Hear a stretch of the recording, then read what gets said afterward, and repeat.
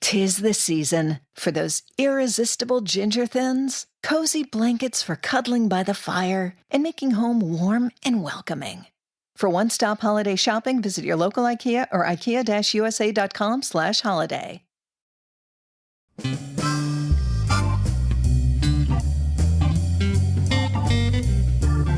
Right Night is a talk show with published authors, writers, and content creators discussing both the creative and technical sides of writing, as well as the industry surrounding it, from novels to screenplays to comics and more.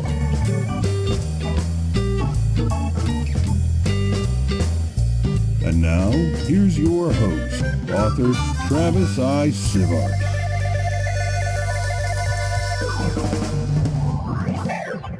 Welcome to Right Night. Tonight's topic is, I feel like I should give the disclaimer first. We'll get to the disclaimer in a moment. Badass quotes. We're going to talk about that in many areas and ranges. And I guess it's a good time for the disclaimer. I want everybody to know it's an adult show with adult language, adult topics, and adult humor. We do try to keep this in particular a little bit cleaner so we can hit a broader audience. But we are adults, and we're going to behave quite immaturely on occasion. Other than that, I want to let everybody in our live stream chat. That is our studio audience. We are recording the podcast, so we may not get to every comment, or we might get to them later where it fits in better. And for those of you listening to the podcast, we do have a live audience, so you will hear us interacting with them, and you'll hear this noise, which says, I want to read off some comments. So keep that in mind. Other than that, I'm Travis Sivart. The series that I'm working on now is actually Book 2 of the Silver and Smith Chronicles, where the world-weary bounty hunter Silver teams up with young idealistic Hank, Henrietta Smith, who is an archaeologist trying to make her way in the world, and they discover ancient treasures, bringing mysticism into a cyberpunk-type world set some 20-30 years in the future. Okay, I think let's introduce Michael. Sure. Cyberpunk. That's really cool. Thank you. My name is Michael Thompson, independent author and illustrator from Northern Virginia. I write all sorts of sci-fi fantasy stuff that plunges ordinary characters into extraordinary situations. One of them is World of the Orb, portal fantasy adventure. A couple of best friends sneak away from their group on a field trip to the Museum of Natural History, break the one rule that gets them plunged into an alternate world of monsters, myths, and magic. Well done. And sent on a harrowing treasure hunt to find Earth again. You can find these and this, along with my other books, on michaelthompsonbooks.com, MichaelThompson books.com. Aaron. And Aaron, what you got? Hi. If you want to be extraordinary, you got to do extraordinary things.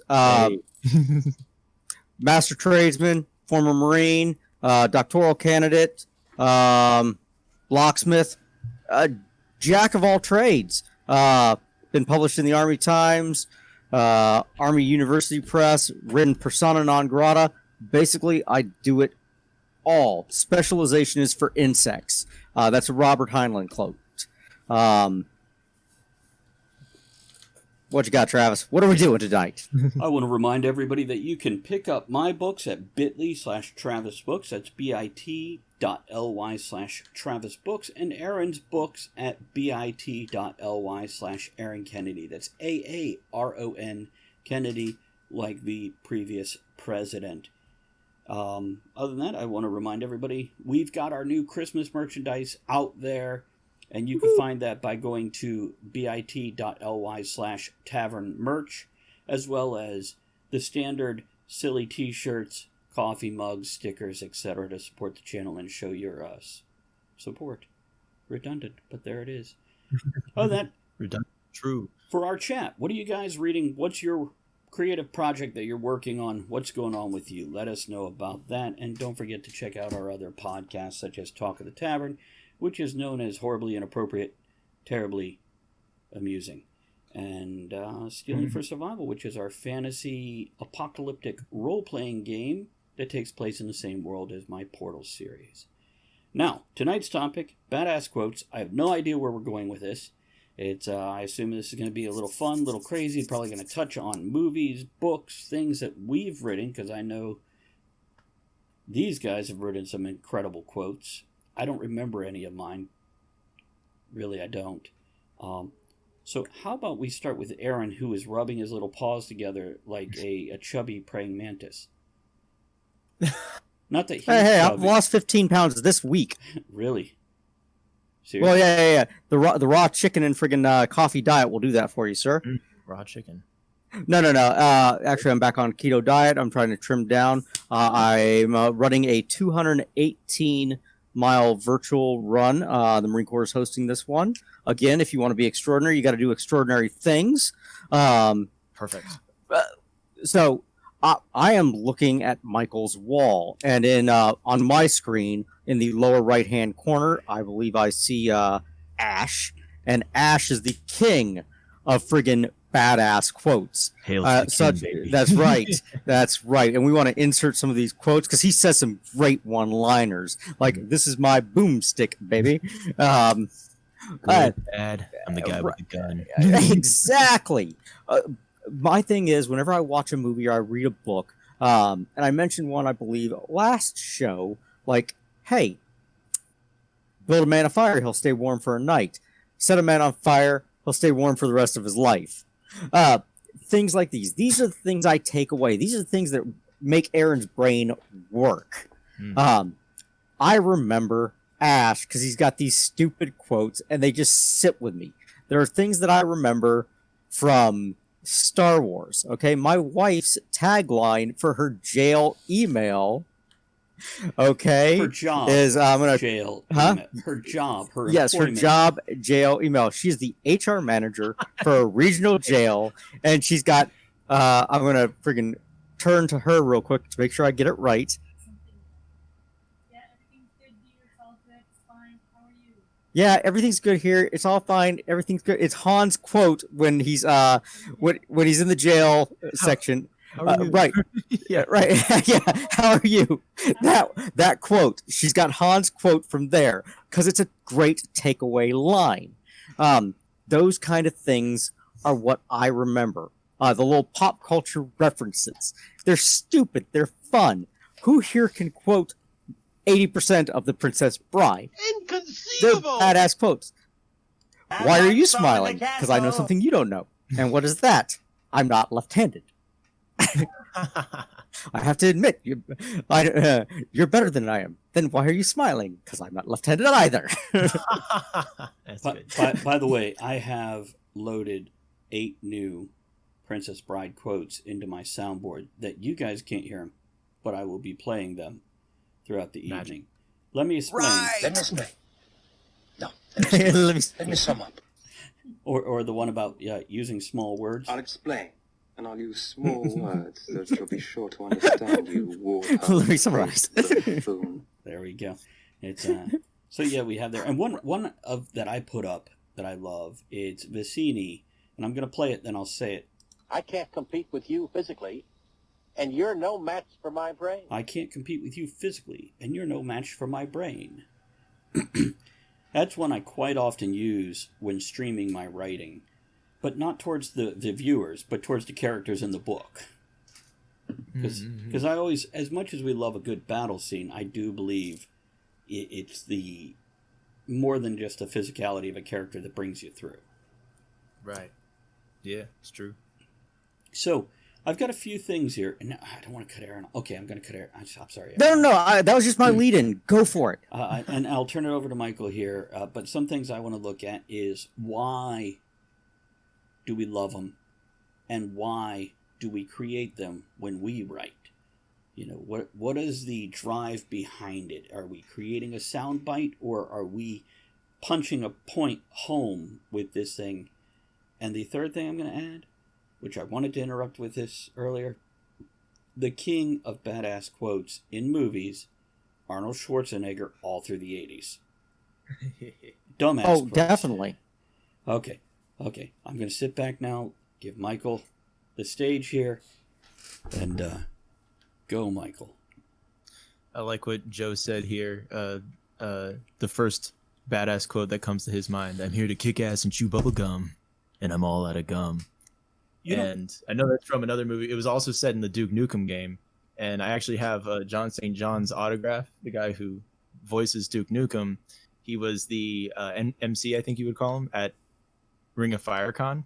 Nice. And I got him to do a soundbite holding the orb from World of the Orb. Mm-hmm. And so he's holding it, he's tossing it around, he's saying, it's time to realm hop and chew bubble gum, and I'm all out of gum. Nice. It was cool. I almost had the he had his own personal he brought, I don't know if he brought it or if it was supplied, but he brought like tequila, and he was going around to all the vendors, and he was, you know, having a party on the go. See, I get yelled at when I bring tequila. I was younger than I was, so they were like, "Don't give him any alcohol. He's 16." And I'm like, "No, I'm not." So I almost did shots with Duke Nukem. And I'm not a big drinker, but to do shots with Duke Nukem, I might have. But the people there shut it down. See, I'm not a tequila drinker, but in a situation like that, I would make an exception because for Duke Nukem, I was like, yeah, sure, why not? That's a story.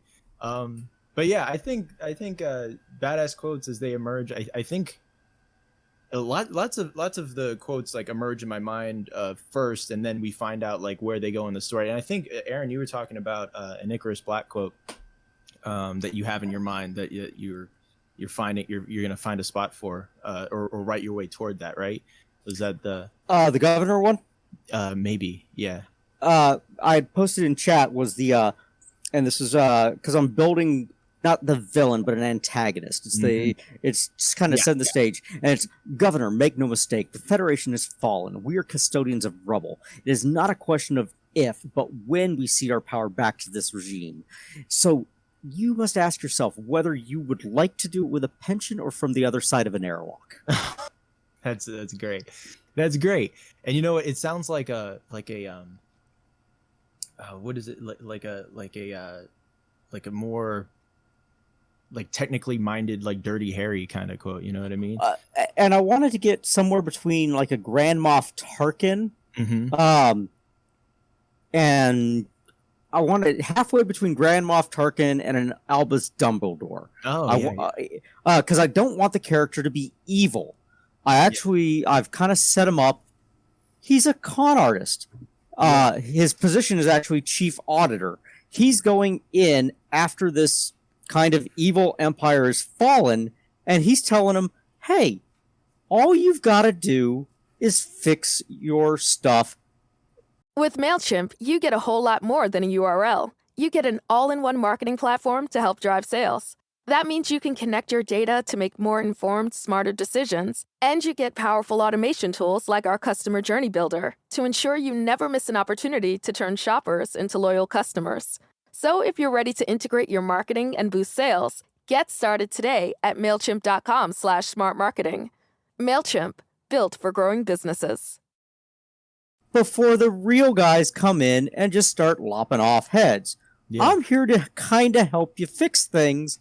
Just put your cards on the table and we can retire you or we can execute you. You figure it out. Yeah. It's cool to have those lines that like crystallize who they are as a character, and for you as an author to sort of reflect on, you know, what they're saying, what they're withholding. I remember one of my villain lines from World of the Orb for Shamal, who's the big bad warlock of that book. He has some prisoners that he's speaking to, and one of the younger prisoners says to him, you know, your spirit is stained by cruelty, which is and then he there's a description of his body, like as he rises to his full height, sounding like a tightening rope. He's kind of like a zombie. And he says that the term you're seeking is adaptability, the distinguisher of the strong, the driving component of the natural order. And then there's a beat as they take that in, and then he just says separate them. It's ooh, you know, it's so dark it gives you chills. Yeah. So it's interesting. You have these lines, and they either reveal something about the character, or if it comes later, it might embody a change. Could be a personal mantra. Mm-hmm. Yeah. The personal mantra thing. I'm thinking of The Expanse here. Mm-hmm. And there's one character who is pretty much a psychopath. And he's one of the good guys, by the way. But he's attached himself to the group of good guys to be his moral compass. And one thing he does, and it's not quite a badass quote, but he likes to make nicknames for people. So he calls the Prime Minister of Earth, whose name is like Christian Avalasara, he calls her Chrissy. And she hates it. And she complains about it. And he calls the Martian Marine, Gunny Bobby Draper, he calls her Babs. And he calls somebody else who was a criminal who he broke out of jail at some point in time, he calls her Peaches. And this is showing the side of him that is trying to be human, that is trying to be interactive and a part instead of naturally separating himself and living in seclusion. And it's a very telling thing when you have this guy that he doesn't get the social interactions. He doesn't, oh yeah, we won that battle. Yeah, you guys are all jumping it out. I'm like, yay? What's next? But this is a great way to define him trying to connect and be part of that community. And it's almost the reverse of a badass quote. It's almost like a pretty pony quote. But it's against his character's general mentality, and it gives him a different layer and a different light to be in. Yeah. So what's some of you go ahead, Michael. Well, it's what that makes me think of is just creating like the style guide for the character's speech. The way they talk is very important. In Winslow, everyone has their verbal habits, and in Winslow Hoffner's Incredible Encounters in my Sea Monsters book, like Winslow generally refers to people by their last name. So like in the first chapter, he says, "Didn't I tell you to call me Winslow?" And John's like, "No." He's like, "Oh well, call me Winslow. Mr. Hoffner's too formal." Guy at Chaplain, he himself, he calls almost everyone by their last name. But it's interesting who he chooses to call by their first name. Hank is just Hank. He'll call Millie by her first name. But yeah, and it's revealing, and as the author creating it, it's you write it because you hear it in your head, and then you want to meta analyze it afterwards and be like, I wonder why he does this, and then you have your own. What's a great idea. quote along those lines? Men in Black, the first Men in Black with Will Smith and Two-Face. Damn it. What's his name? Tommy Lee Jones. Yeah. Where Will Smith says, "No problem, sport." Yeah. Don't call me sport, tiger, champ, slugger, any of that. I found you. I got skills. And Tommy Lee Jones says, Aaron, do you remember the rest of the quote so I don't screw it up? He's like, no, it's like, no problem, kid. No, don't call me kid. Freaking blah, blah, blah, blah, blah. And he's like, no problem, sport. But he says, as of right now, your skills mean dick. And it opens up the doors and it shows all the aliens across the airport-esque type floor in front of him. And he just turns and walks away. So it's cool. And he continues to call them those such nicknames throughout the whole production there. And that is another where somebody was trying to make a badass quote and somebody just shut him down with one word, one phrase. Yeah. Or a person is smart. People are dumb and you know it. Well, that's been said a lot of times in a lot of places. Usually me in Walmart. It's So what's some of your favorite badass quotes? Before I start just quoting Schwarzenegger for the next 20 minutes. You feel lucky, punk? Hey, that's a good one. Yeah. Do you feel lucky, punk? Which is what brought that to mind when you said you got to ask yourself one question with your character. Mm-hmm. That's what sort of triggered it for me. I mean, shoot. Well, of course, we have a ton from Princess Bride. From Star Wars, we even have ones that aren't really... They're the antithesis of badass. I've got a bad feeling about this. The odds of this succeeding are, from C-3PO. Never quote me the odds. Right. Never tell me the odds. It's Don't Joe make me says, destroy you. what about the first rule of Fight Club is? That's something don't we talk use about. frequently. Yeah, that's a good one. There's also the opposite of that, where you got movies that are supposedly great, but you can't freaking quote them at all. Supposedly Avatar. You ever hear anybody quoting the movie Avatar? No. Nope. A couple of... Visually stunning movie. Speaking of Avatar, we're on Pandora now. Oh, yes. I wanted to mention that. Yeah, thank you for reminding me. Yeah, Right Night Segue. is now on Pandora, so for anybody that likes to follow the podcast side of things, check us out on Pandora and many other places. A couple of quotes here from our viewers. Weirdwin says, badass quote is always a good way to add some conflict to dialogue because people remember the initial dislike of nicknames, referring back to what I was saying. And Steven Stuff says Samuel L. Jackson in Pulp Fiction.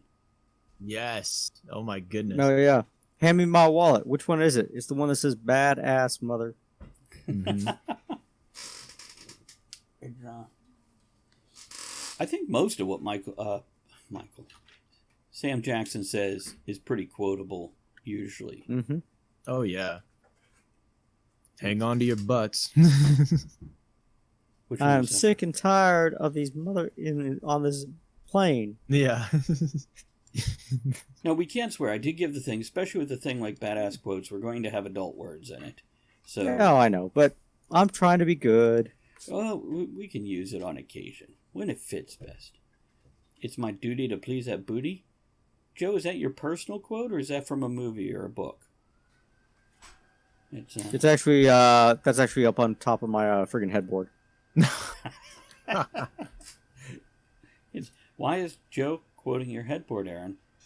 I don't know. Friggin', I mean, it's on the internet. Must be true. I've heard tell. There are myths and legends and rumors. Well, no. I mean, Michael's got all these posters behind him. I imagine there's a bunch of great ones behind there because they wouldn't be there if they weren't great. But I mean, from Lilu Dallas Multipass. Okay, I got one. I just remembered one. My Iron Man poster. So the first Iron Man movie, I can quote all day. And I think my favorite one is when Obadiah was trying to get his scientists to make an arc reactor, and they're like, "It's the technology. It doesn't exist." And he says, "Tony Stark was able to build this in a cave with a bunch of scraps." And the scientist is like, "I'm sorry, I'm not Tony Stark." Great. That's a pretty I am good Iron Man. impression, by the way. Yeah, Thanks. You kind of did a good job. That's actually one of my favorite movie quotes of all time. They didn't even have a script for that movie. The desperation. Yes, it's so interesting. They made it as they went. Really? Yes, they made the movie as they went. They didn't have. There was different. They didn't even know who the villain was going to be. As they started filming. How scrappy, but man, that's some good editing because they put it together and it is tight.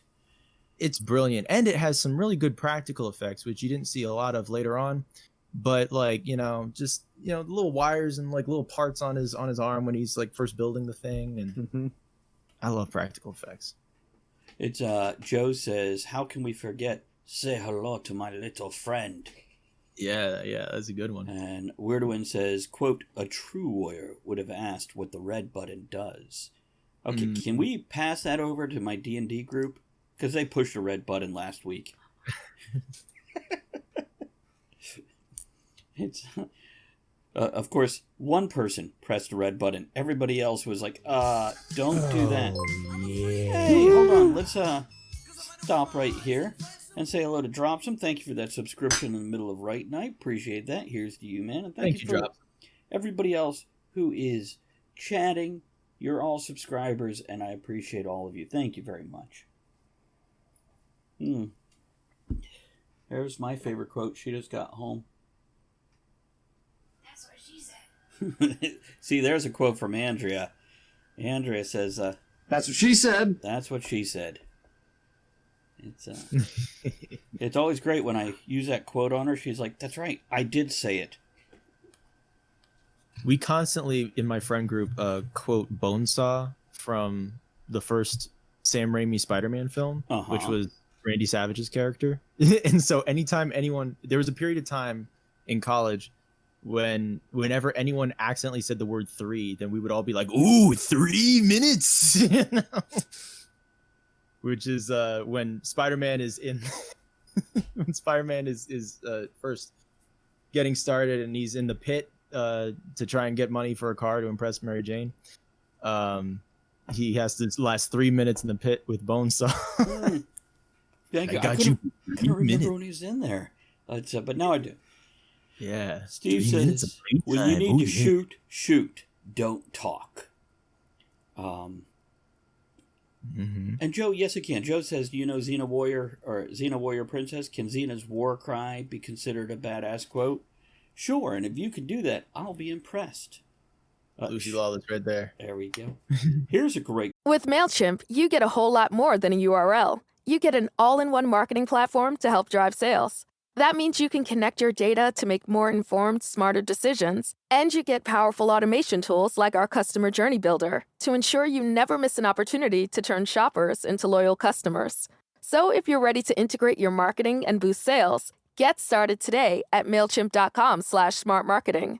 MailChimp, built for growing businesses. With MailChimp, you get a whole lot more than a URL. You get an all-in-one marketing platform to help drive sales. That means you can connect your data to make more informed, smarter decisions, and you get powerful automation tools like our Customer Journey Builder to ensure you never miss an opportunity to turn shoppers into loyal customers. So if you're ready to integrate your marketing and boost sales, get started today at MailChimp.com/smartmarketing. MailChimp, built for growing businesses. Quote from a movie, it might be before some folks' time. When the customers get mean, you be nice. When the customers throw a drink in your face, you be nice. When the customers yell at you and swear, you be nice. You just be nice until it's time to not be nice. And that's a paraphrasing of a quote from Patrick Swayze in Roadhouse. Before Tu Wong Fu became a thing. It makes I believe they are sequels, actually. I could go with that. Maybe we should do an episode where we just choose a character and we just do character voices the whole time. My problem is I'm going to either have to do like Yogi Bear, Herbert the Pervert, or Yosemite Sam and Foghorn Leghorn. One of the four. I'll be Bonesaw. You could be Obadiah. What was his last name? Stain? Obadiah Stane. That sounds like something you don't want in your underwear. You know, it's been so long since the first Avengers film, but there was a really good quote with the Hulk when he transforms and it's revealed that he has it under control. That's my secret.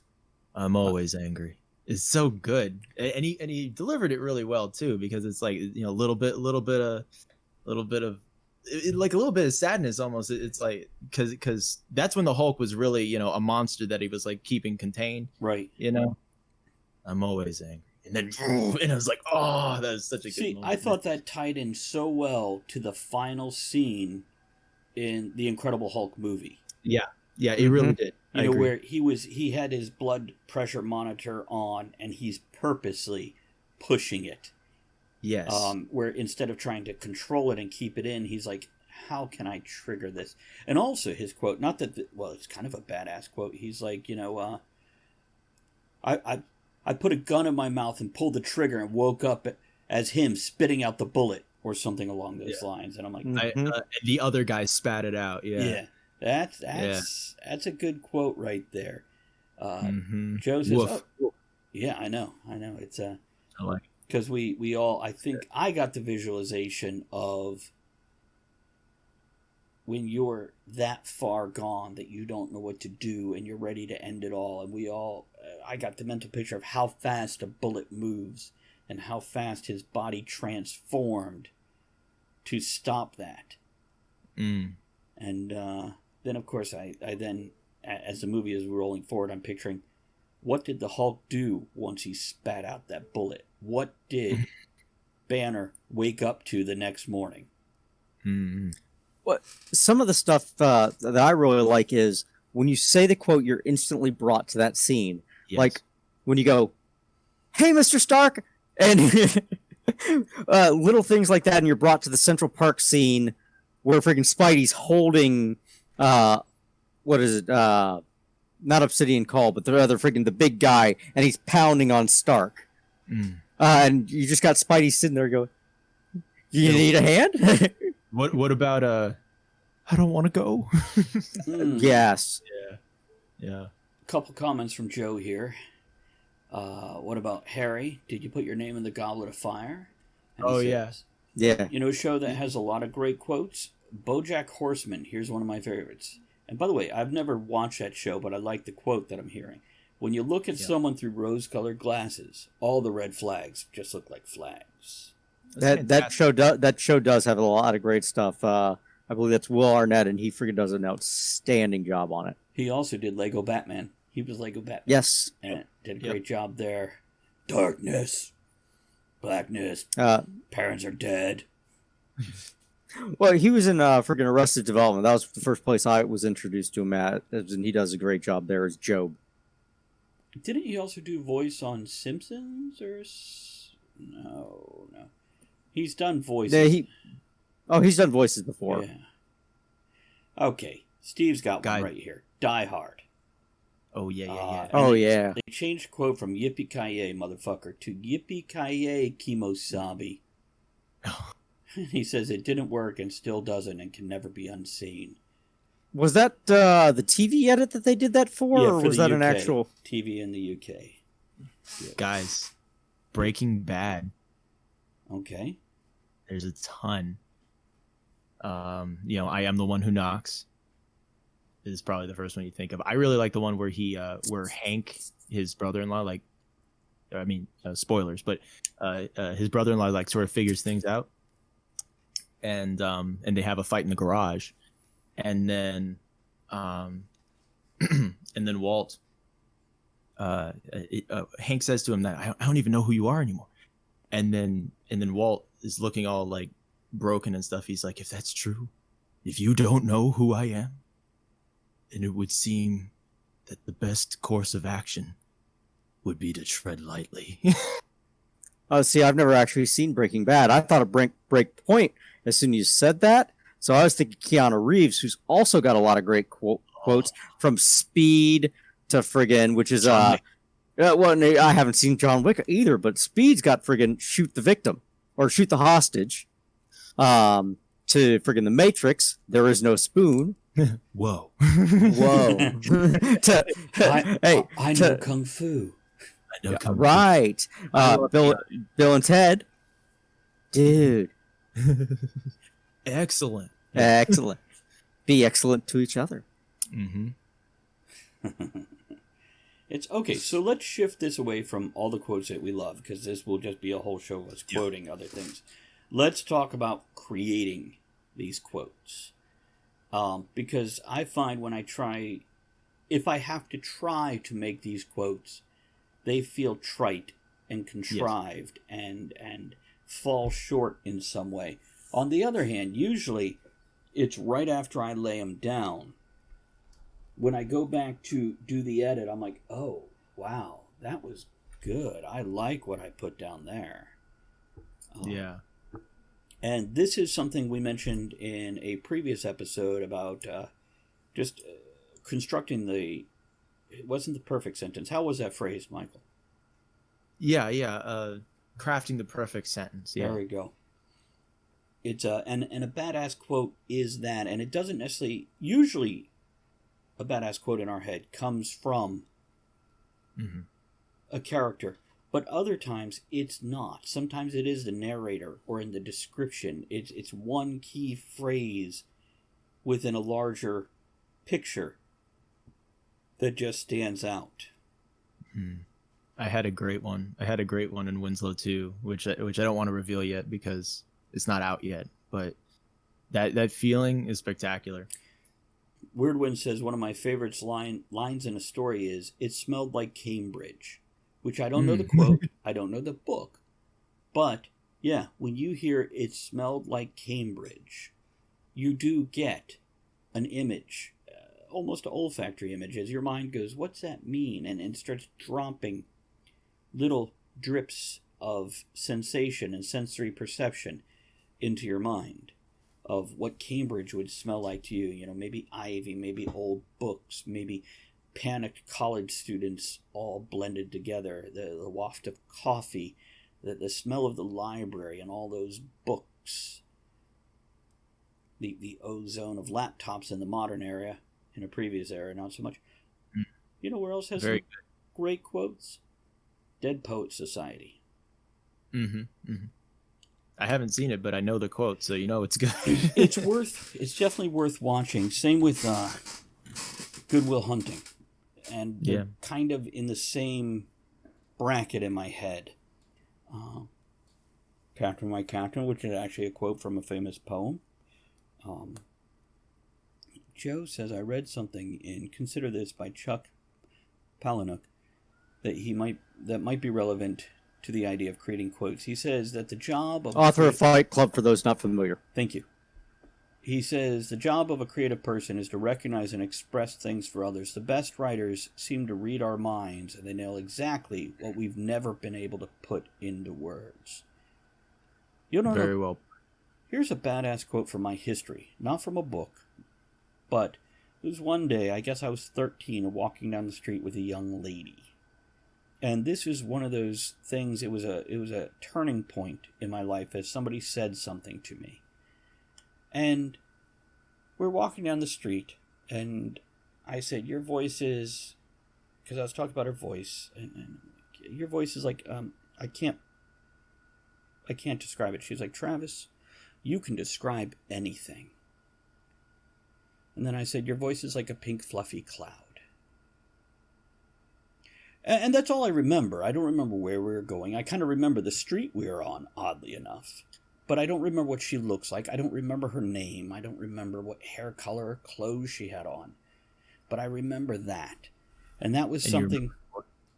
And you remember her voice? No. What it made you feel like? I just remember that one sentence. That's all I remember of this young lady. That is such a great author story, Travis. It was... It's like a perfect story for like a panel, you know? Yeah, and that's the panel. Your voice is like a pink fluffy cloud. Come join us. What? Okay, Weird One says, that's the combination for my luggage. I'm surrounded. Mel Brooks was great at quotable quotes. Definitely, especially in silent movie. Hold on, let me play the cricket sound. We became a silent podcast for a second. Don't worry, we'll fix it in post. We'll fix it in post. Joe is throwing shade, or compliments, one of the two. Your voice is so sweet, like cotton candy. If you ever read me a novel, I'd get diabetes and love you. I'll see what I can do, Joe. That's like a pickup line. It is. I'm a little swooning right now. What were you going to say there, Michael? The opening line of the book is really important to me. It should be grabbing. It should capture like the themes of the whole novel, crystallized into that opening. And like for Winslow, it's Winslow's opening line, which came to me before I knew who Winslow was and what the book was going to be. And it was, have you ever stared straight into the eyes of death and scoffed? And I told you guys that story where I wrote that down, left it in a document until I knew what it was. But it's a good line. Yeah, the opening line is really important. I can remember the opening line of every book, and I treat it similarly important at the beginning of other chapters or sections. You know, something that immediately like grabs you and pulls you in. So, Michael, you tend to pull lines out of nowhere and put them away for later, as you just described. Mm-hmm. Yeah, and I try to figure out what they're for and who's saying them. I remember the opening of World of the Orb was originally going to start in chapter 1. It didn't have a prologue before. Mm-hmm. It was originally going to be Marvin just getting hit in the back of the head with the wad of paper on the school bus, and then we sort of like hover near him. And I had written it like that, but I had this line that came to my mind when I was half asleep, and it was all the world is elements in their righteousness and depravity. And I knew who was saying it at the time. It was a character that I will at that point wouldn't have written for maybe years, but I rolled over, scribbled it down. I might even still have it. I might even still have the page. I think it's up here somewhere. I keep the page like in my little cubby hole on my whatever you call this thing. But I wrote that down and saved it for later, and I felt this shows up in the middle of the book when Marvin meets that character. But then I was in high school, and I had all my homework spread out on the coffee table, and I wasn't doing it. I should have been, but I was zoning out. I was exhausted, and I was one with the leather of the couch. I was totally adhered, and I was like, and then that line played in my head again. All the world is elements in their righteousness and depravity. Water with its life and its bitter cold, weather with its breaths and its fury, land with its foundation and its quakes, fire with its warmth and its destruction, the light that guides the spirit. I was like, oh shit!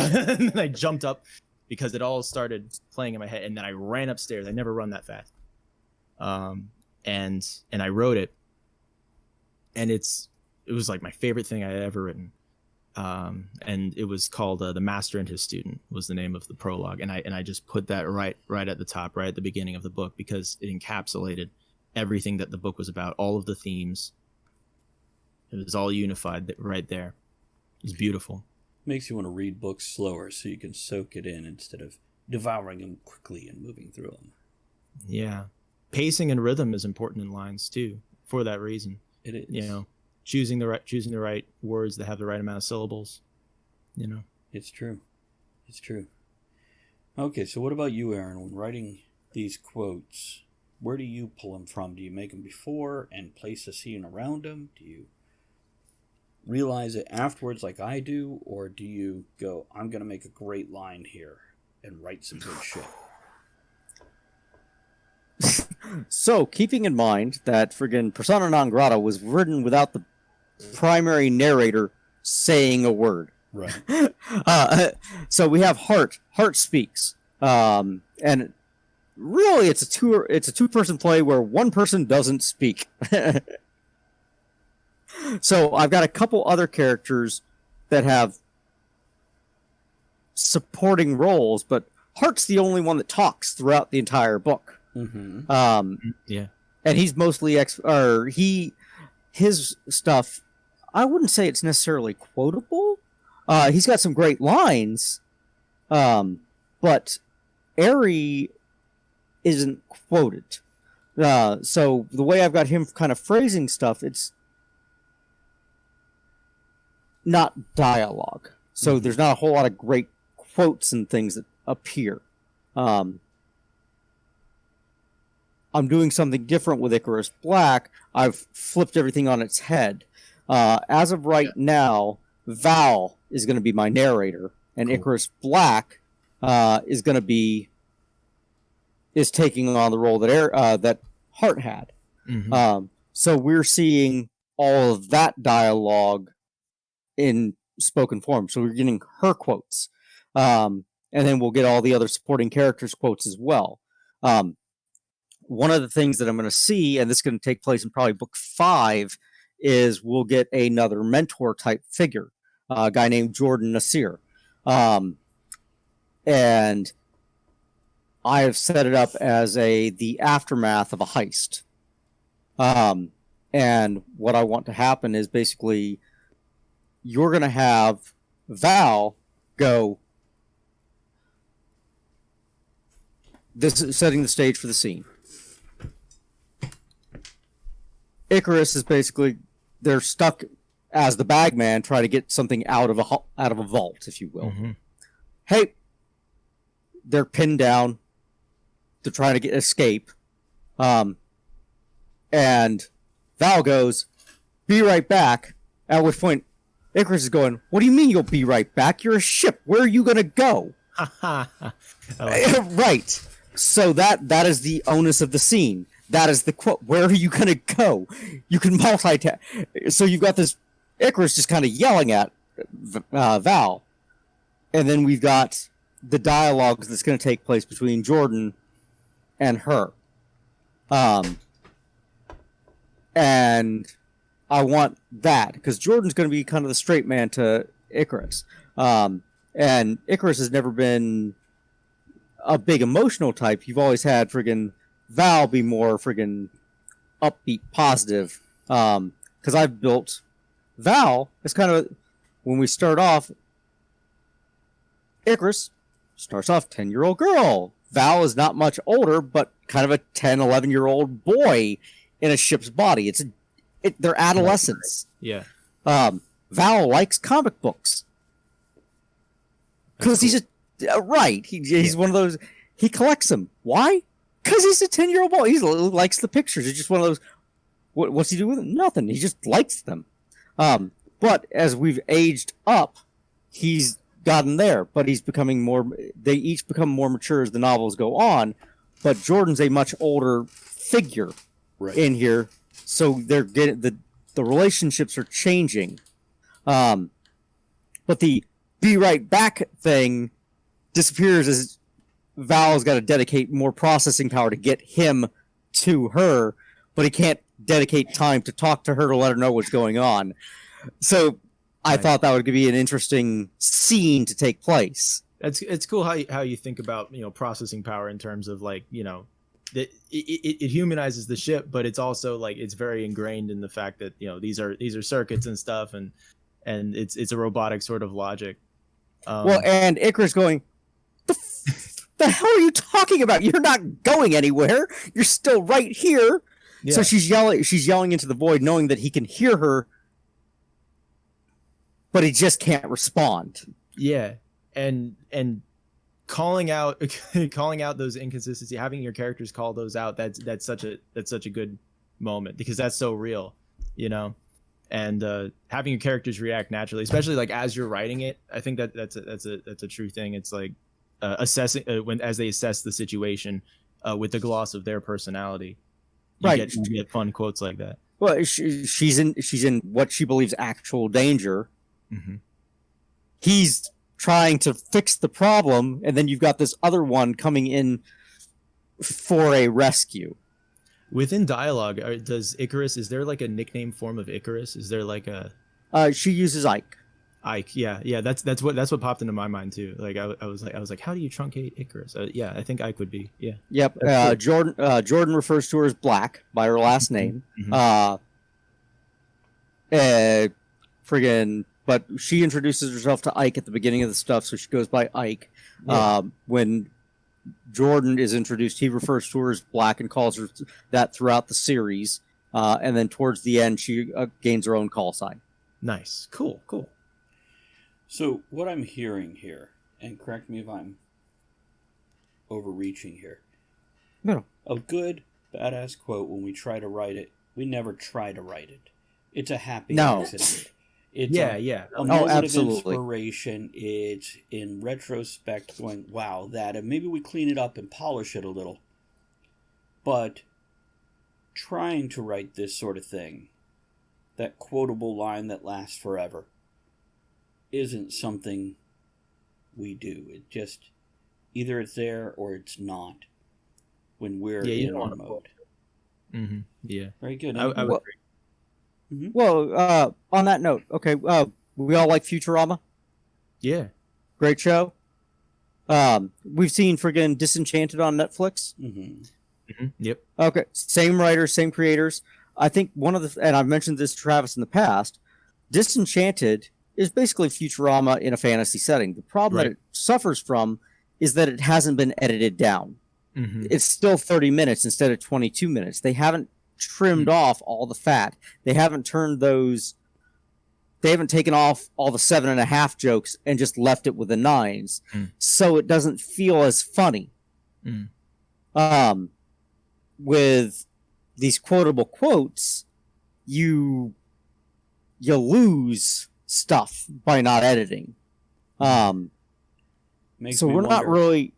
Makes me wonder how long Princess Bride was before they cut it down.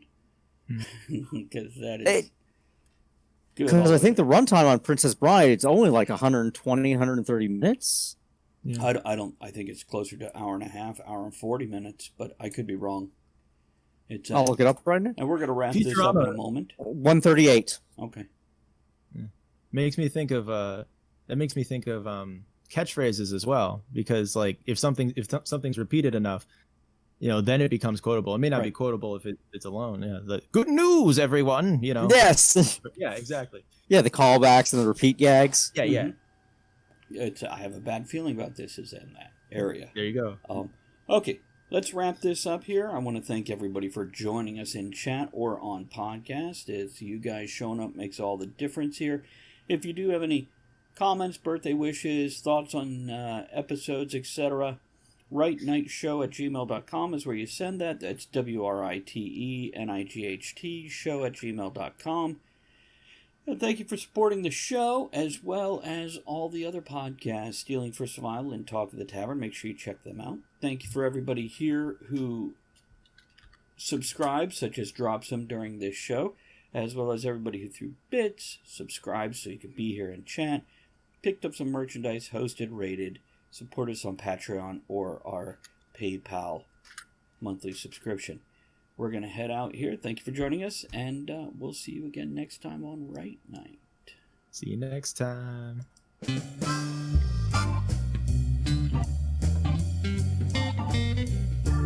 Thank you for joining author Travis I. Sivart and the other writers, content creators, and all-around amazing people for our discussion here on Right Night. Join us again soon, and until you do, make sure you create with passion, enjoy the journey, and remember, every night can be right night.